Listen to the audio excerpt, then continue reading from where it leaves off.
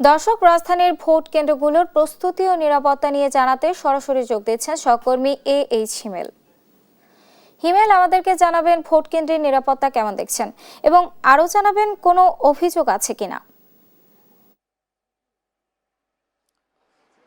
ঢাকায় 2131টি ভোট কেন্দ্রের মধ্যে প্রায় 1614টি ভোট কেন্দ্র কিন্তু ঝুঁকিপূর্ণ অবস্থায় রয়েছে, যেটি নির্বাচন কমিশন জানিয়েছেন আমাদেরকে।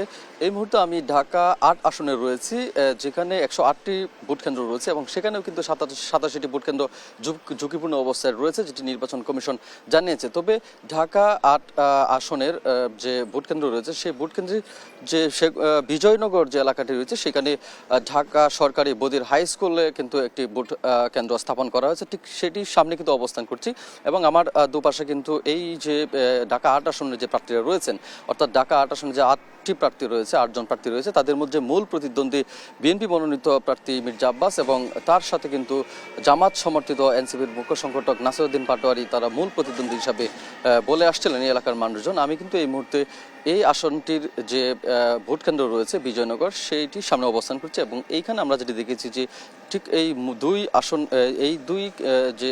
এই আসনটির যে দুই প্রতিদ্বন্দ্বী রয়েছে, তাদের ক্যাম্প কিন্তু পাশে স্থাপন করা হয়েছে এবং সেখানে তাদের সমর্থিত যে নেতাকর্মীরা রয়েছেন, তারা কিন্তু এখনো অবস্থান করছেন। এই মুহূর্তে আপনি দেখতে পাচ্ছেন আমার ডান পাশে এবং বাম পাশে কিন্তু এই যে মূল দুই প্রতিদ্বন্দ্বী রয়েছে, তাদের যে সমর্থকরা এবং নেতাকর্মীরা রয়েছে, আমরা একটু তাদের সাথে কথা বলবো। একটু জানাবেন কেমন দেখছেন।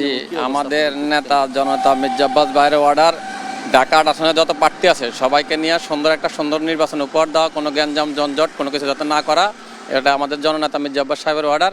আমরা জামাত এনসিপি যতগুলো প্রার্থী আছে ঢাকা 8 আসনে সুন্দর একটা নির্বাচন উপহার দিব, এটা আমাদের নেতার অর্ডার। ধন্যবাদ। আপনি জামাতের, আপনি একটু বলবেন যে আসলে এই কেন্দ্রের কি অবস্থা দেখছেন আপনারা, এই বিশেষ করে এই।